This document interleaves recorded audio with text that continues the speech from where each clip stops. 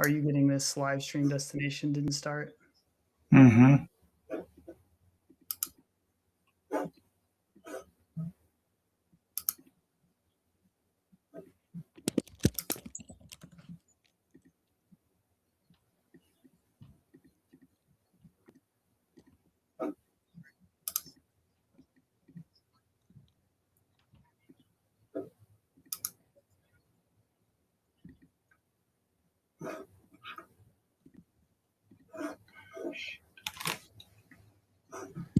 Sorry, guys.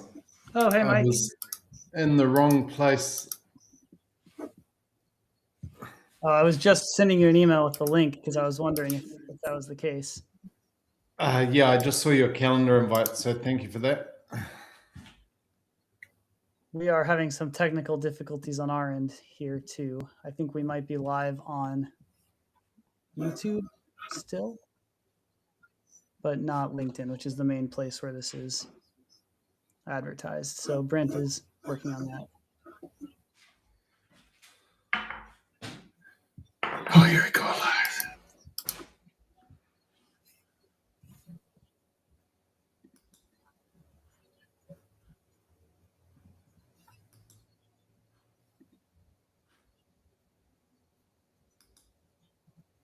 Okay, we should be live now.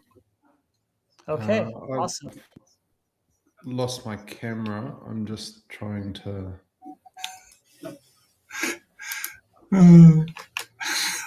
This is great. Somewhere this is live. I'm going to join it here. Yeah, we're live. All right. All right, everybody. Okay, I'm going to jump out and jump in again. All right.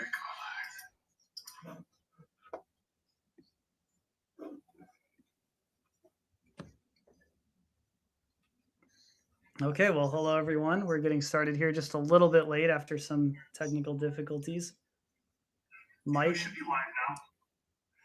I literally have like 4 different mics going now.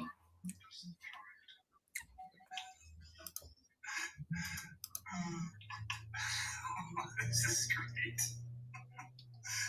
Somewhere this is live. There we go. Get that one.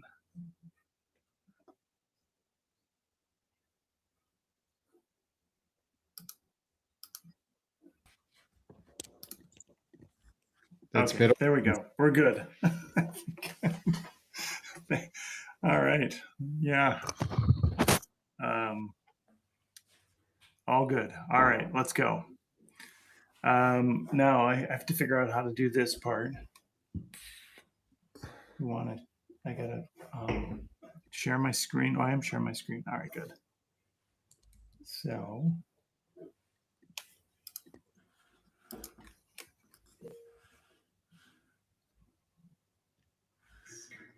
Okay, welcome everybody to Automations and Audits. We're going to be talking about HubSpot, how to get the most out of your account, and how to use AI along the way to do that effectively without falling down an AI slop rabbit hole. So thanks for joining us. We're a little bit off schedule here after some technical difficulties, but we're looking forward to presenting this. Brent is going to be running the slides. And I have to figure out how to do this over to slide 2, Brent. Yep. Okay, and we'll just do some quick introductions of ourselves in case you haven't met any or all of us yet. I'll start things off. I'm Isaac Morey. I'm a founder and chief editor of Content Cucumber. We specialize in all kinds of web content and marketing. So from organic blogs to building your website and creating videos and everything between. And along with that, creating email campaigns in platforms like HubSpot. With that, I'll pass it off to Mike from Portal IQ, who's joining us and helping us run this webinar today. Good morning. As you can tell by the accent, or maybe you can't, I'm in New Zealand, so sorry if you need subtitles. It's just gone 6 a.m. and I'm actually from the future. It's Thursday here in New Zealand. I've got an agency, HubSpot agency in New Zealand. I've been working with HubSpot since for 10 years now. Portal IQ was a product I created to audit HubSpot portals to help people get on top of data quality, set up issues, processes, and using HubSpot effectively. And about to launch the sequel to Portal IQ, which helps businesses run more effectively inside HubSpot. I'll pass it over to Brent. All right, yeah, Brent, I'm the supposed technical guy here, and I've completely screwed up this whole beginning of the webinar, so I apologize for that. But Brent Peterson, I'm the CEO of Content Cucumber, and I'm helping Isaac and the team here to develop better AI for what we can be doing with humans, and my whole goal is to keep humans in the loop. And I think one thing that I've learned is that there's no emotion in AI. So when you read something that AI has written, it's emotionless. So we're going to talk about a bunch of things today. We're going to talk about some automations and some audits and all kinds of fun stuff. So I will kick it back to you guys to keep rolling here. Okay, so one of the big changes that's happened over the years is the buyer's journey started off as being controlled by the salesperson. So in the olden days, pre-internet, if you wanted to buy something, you had to call a salesman, you had to visit a salesman, and that person would have all the information, they would control the process completely. Everything was done on their time. And then HubSpot really pioneered the concept of inbound marketing once the internet turned up. And that was about creating valuable content that attracted buyers rather than went out and sold to them aggressively. This was a game changer, and it's over a 20-year run with HubSpot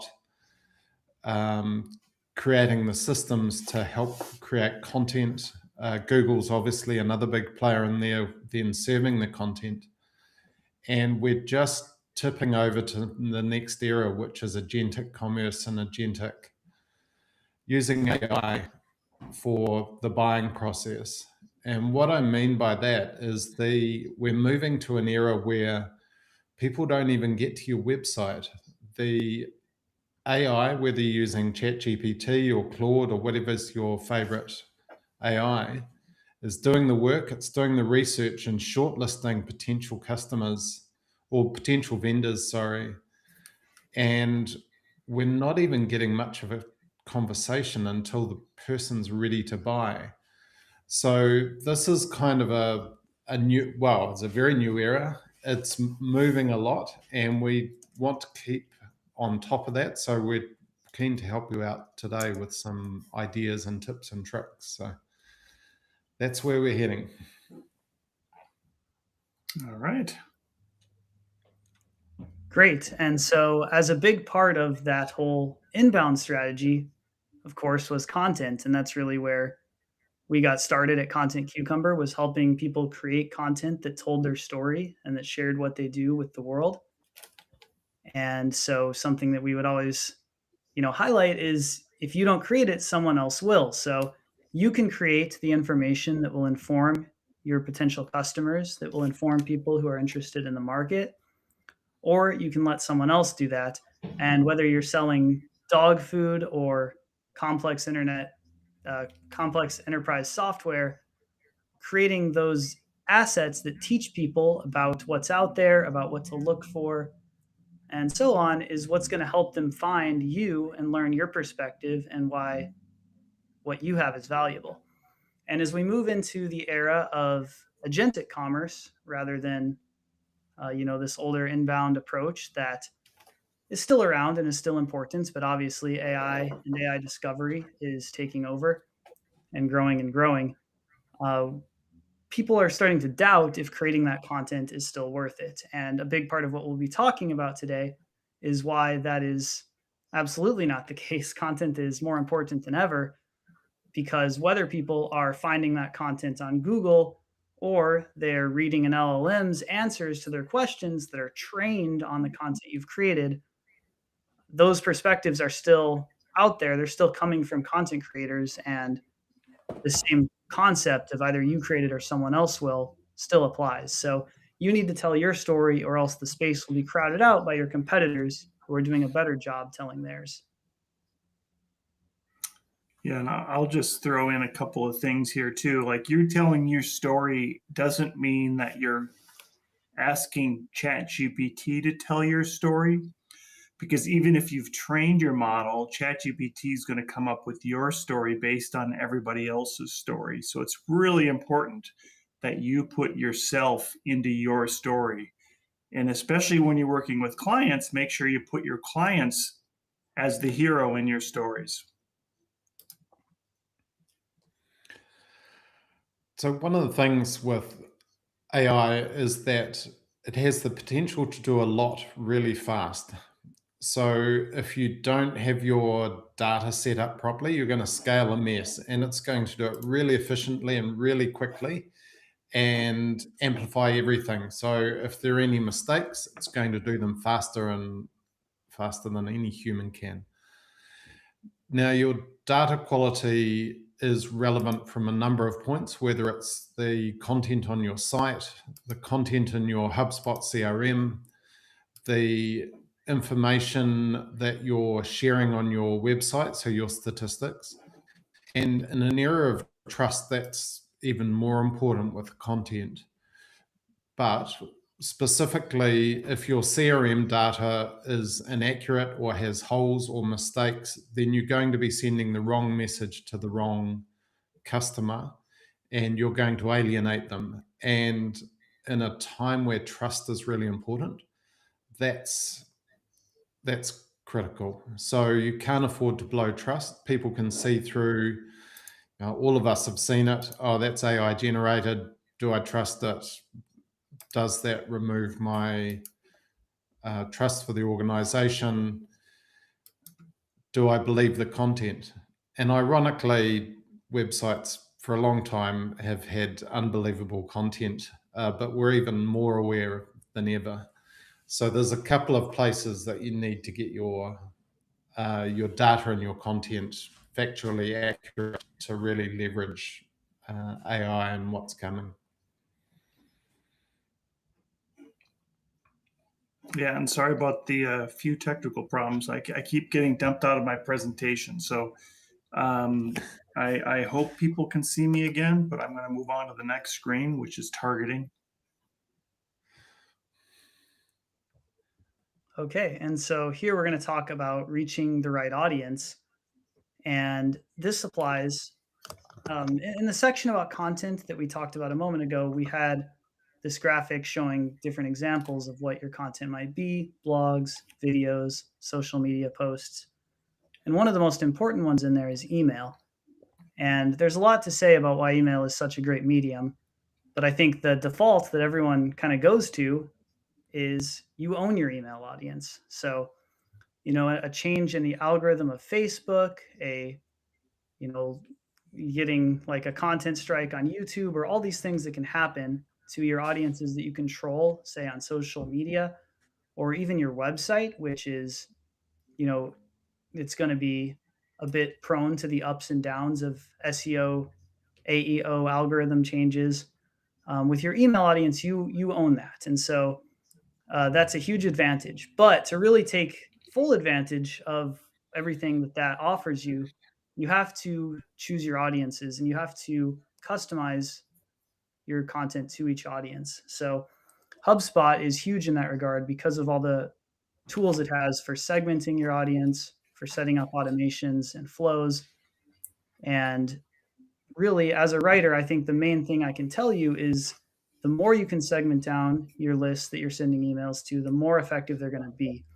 If you send one blast to all 8,000 of the contacts in your HubSpot, that's going to be way less effective than if you break them down into 10 different buyer personas and target them each individually with a message that's more customized to their actual needs, their wants, kind of where they're at as a person or as a business.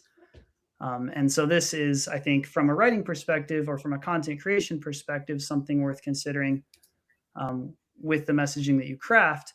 And it also plays into exactly what Mike was talking about, which is if your data is off in HubSpot, if it's not accurate, if there are, if you can't trust the list that you're sending to, all that effort kind of goes for naught. And so later in this webinar, we'll be talking about some ways that you can verify that the data in your HubSpot is really accurate and really trustworthy. And we'll be sharing more and more about how we craft messages to each audience. Yeah, and I'm just going to kind of chime in here too on the data part of it. A lot of people are using the MCP from HubSpot, and they're allowing it to modify your data. There's also Breeze that's modifying data within HubSpot, and you get so many credits as a HubSpot user as well to enrich your data. But there is a warning to that you want to make sure that it's not creating a bunch of different properties that's going to be confusing to you as a marketer.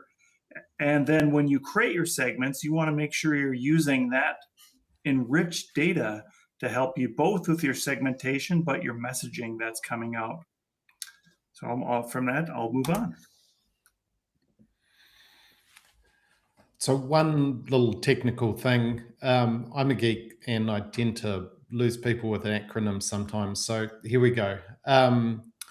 Almost half of the HubSpot portals I've audited, which is 438 to date, have had one or more email issues. So 48.6% to be specific. And these email issues aren't HubSpot, aren't segmentation. They're the way the domain names are set up inside HubSpot or any system actually. So there are three critical components to a domain setup.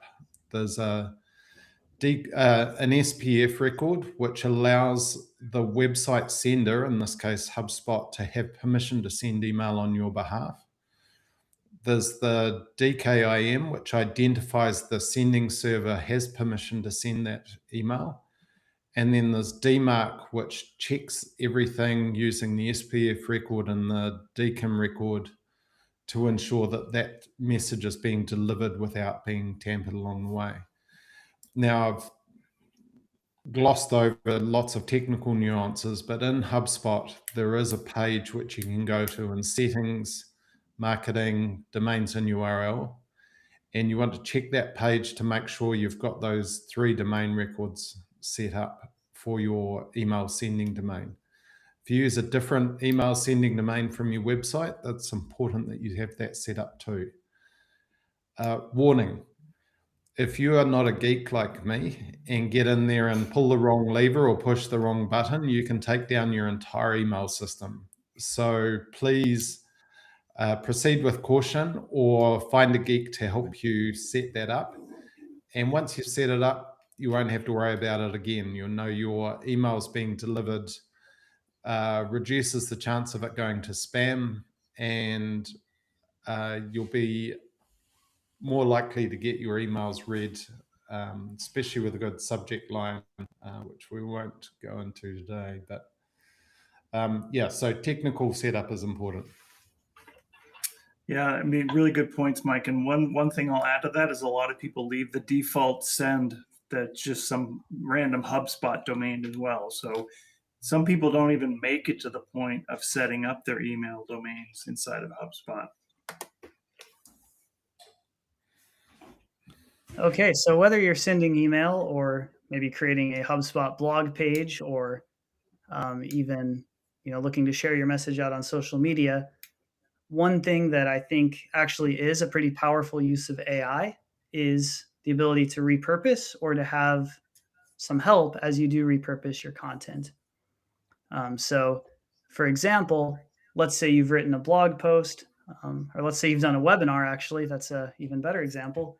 You could take that webinar and then craft it into all kinds of different content.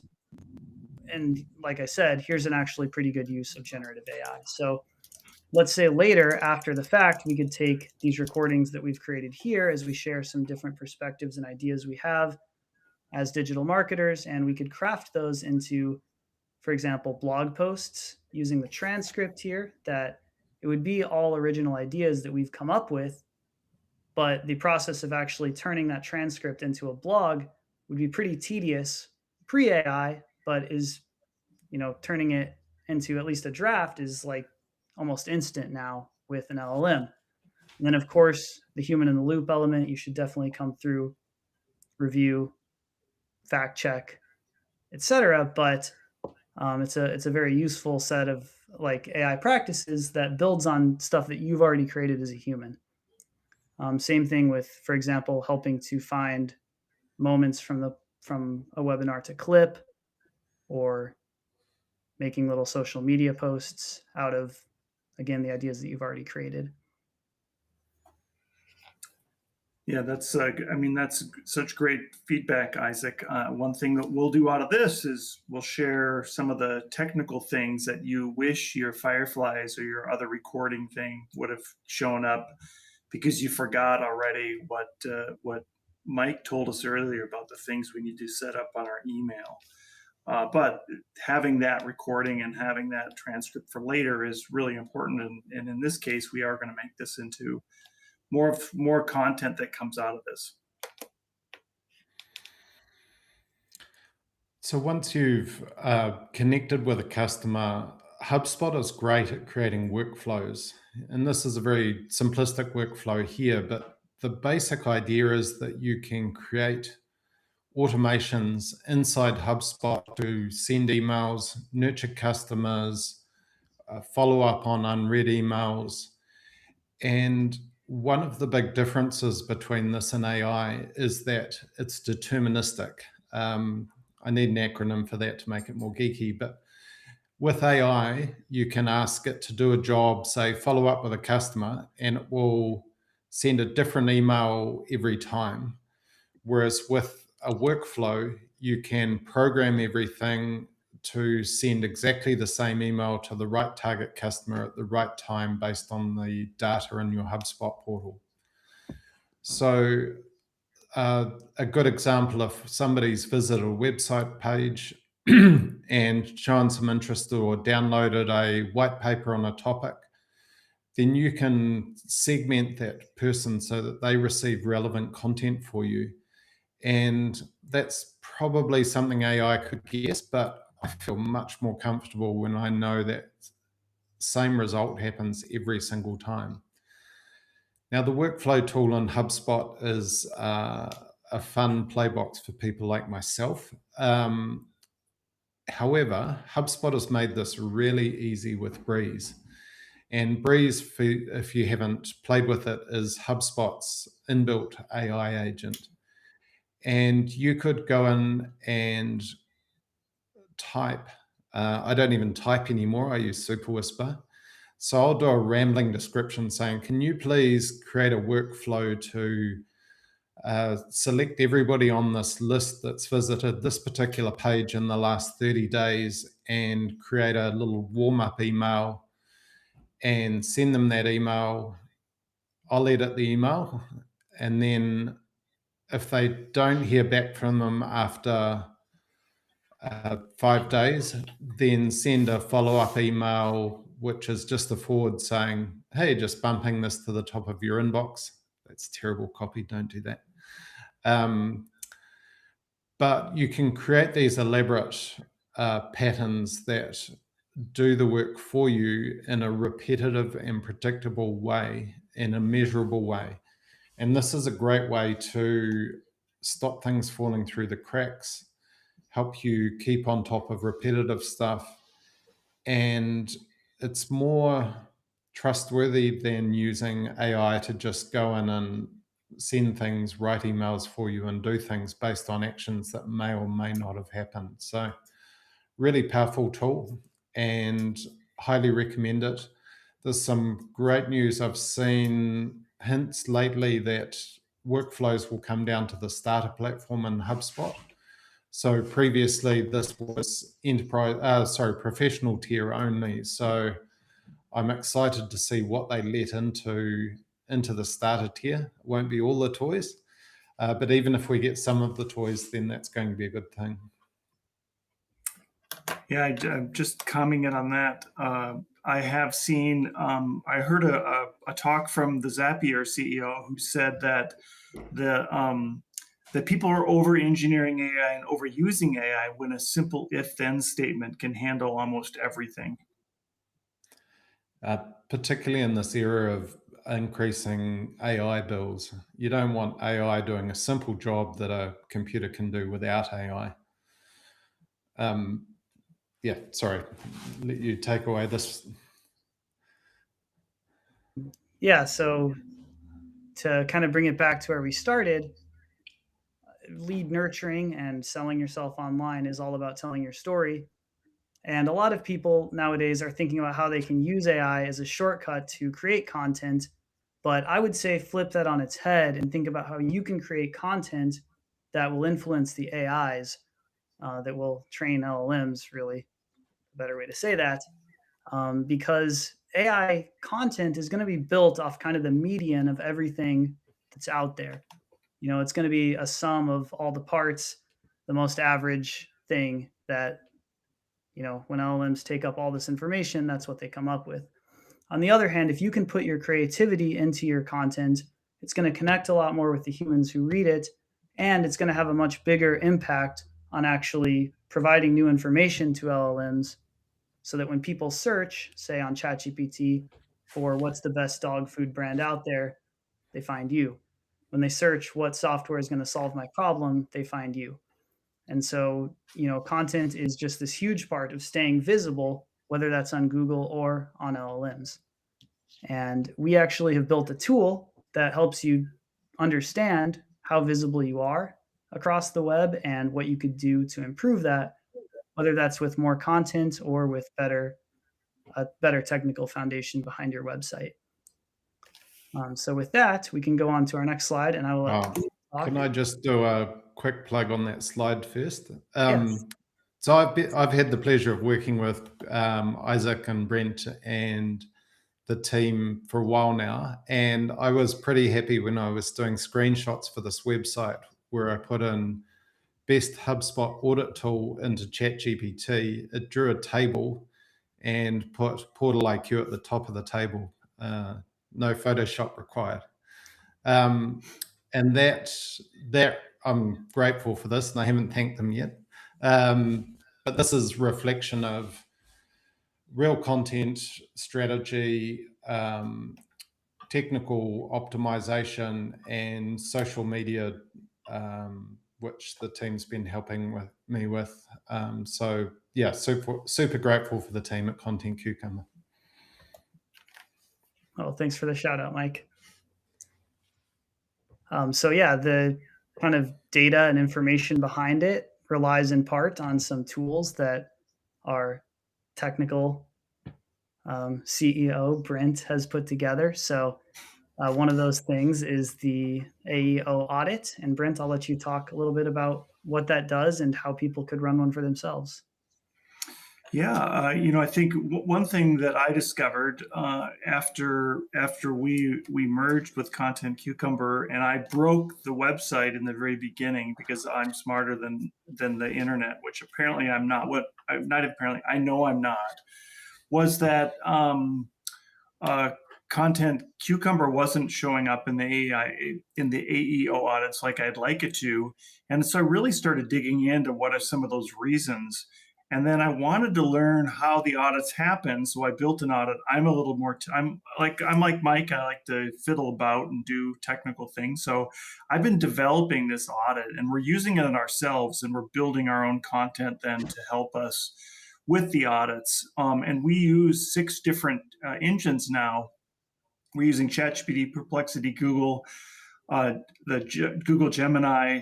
We're using Copilot. Why Copilot? Because you want to surface Bing, which is another search engine, believe it or not. Yes, Microsoft. And we're using Grok as well. So we're using 6 different tools. And one thing that does tell you by using 6 different tools is that it does sort of cross-reference some of the anomalies you get from when you're using one tool.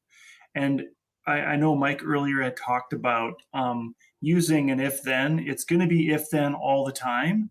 With AI, it is if then 80% of the time. So if you're a programmer and you're relying 100% on AI to do whatever workflow you want, it's going to hit it most of the time. But there's going to be some of that time where it just makes stuff up, or it doesn't do it, or it skips it. And there's no rhyme or reason behind it. So the more we can gate things and the more we can double check things, the more that we can build scaffolding to make this happen, the better we are at all of these. So in this AI audit, I've been doing lots of free audits for people. They are incredibly in depth. They're very time consuming. Each one takes about a half an hour to run. And I would encourage you to reach out to me if you'd like me to do an audit for you. I would be happy to do one and send one. And then I'd love to get feedback. We had a call this morning with a client who said that, no, the audit's wrong, that it said no H1 on their homepage. Well, it turned out the H1 is actually hidden from search engines or from the LLMs through some JavaScript. So they did technically have an H1, but you couldn't see it when you look at the source code, which will affect your SEO at the end of the day. So there are things that we can find. And I believe that every time we do one of these audits, we learn from it. We can then also determine where you stand against your competitors. One of the byproducts of doing the audit is it does show who else is in the space that you're in. And you may be surprised to find those people, those companies that are competing with you.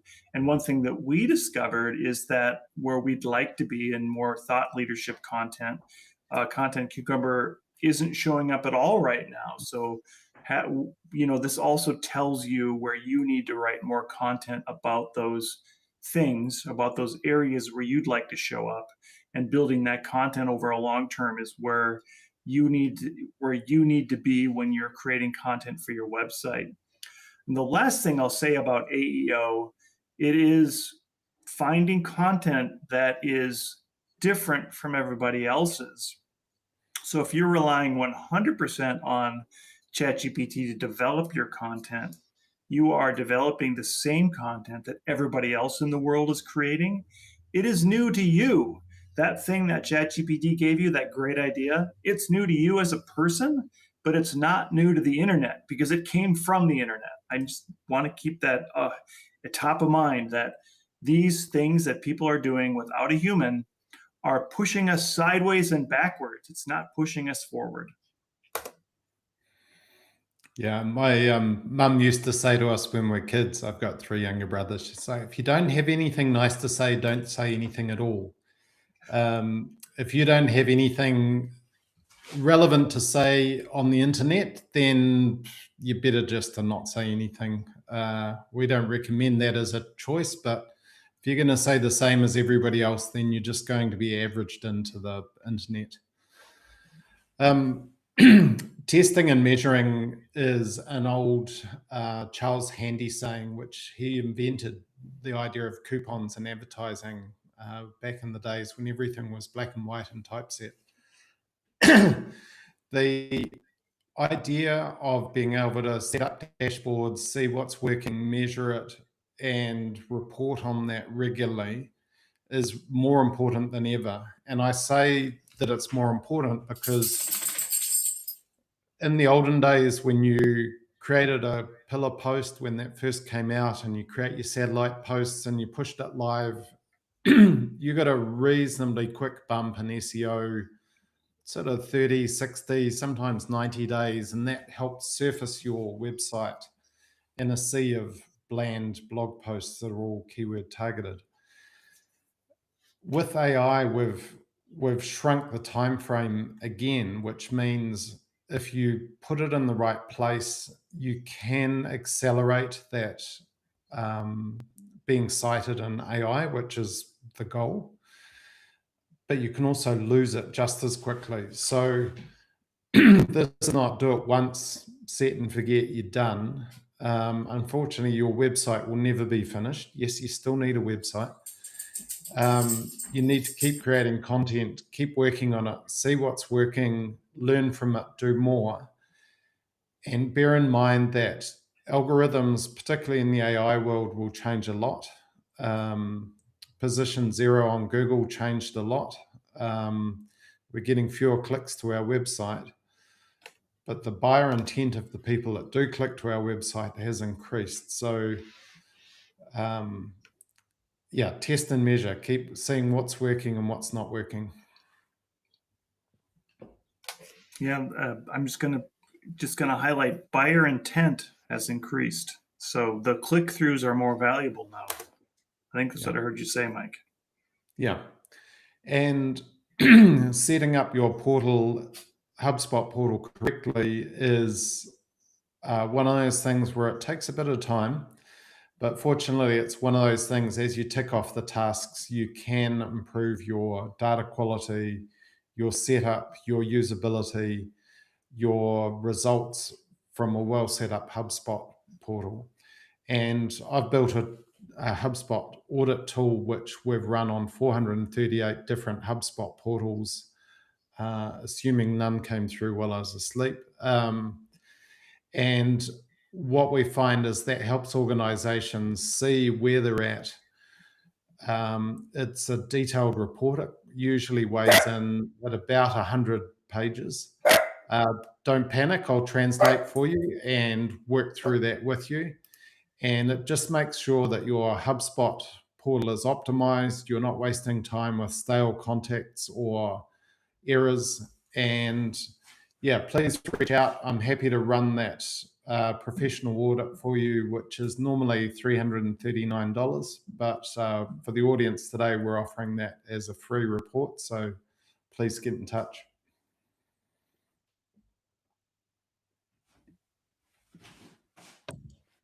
Yeah, thanks for joining us, everybody. And here in this last slide, we have email addresses for all of us. So if you have any questions about the material we presented, definitely welcome to comment on the LinkedIn event or YouTube event while it's live. You could also reach out to us here.